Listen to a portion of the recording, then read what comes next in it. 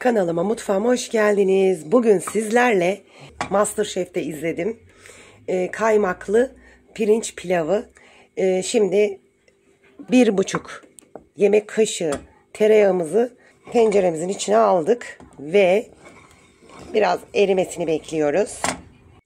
Tereyağımız erirken yarım çay bardağı arpa şehriyemizi dökelim ve karıştıralım. Arpalarımız kızarırken 2 yemek kaşığı kaymağımızı atalım. Kaymağımız eridi, arpamız kızardı ve önceden ıslatmış olduğumuz 2 su bardağı pirincimizi, yani nişastası çıkana kadar pirincimizi ıslattık, beklettik, güzelce süzdük. Şu an ekliyoruz. İstenilen kıvamda arpalarımız da kızardı. Ve şimdi bir tane küp şekerimiz içine atıyoruz. 1 tatlı kaşığı tuzumuzu döküyoruz.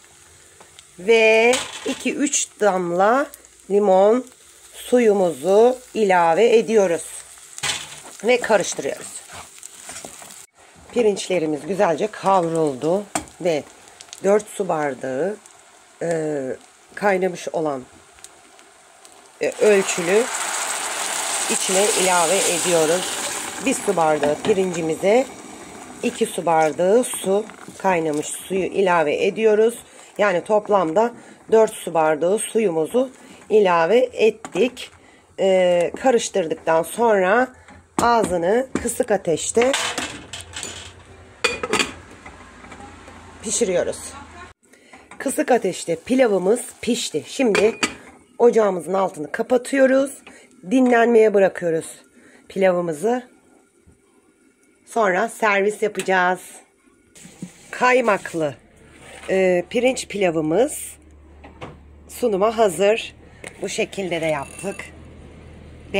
Deneyecek olanlara afiyet olsun. Gerçekten lezzeti 10 numara oldu.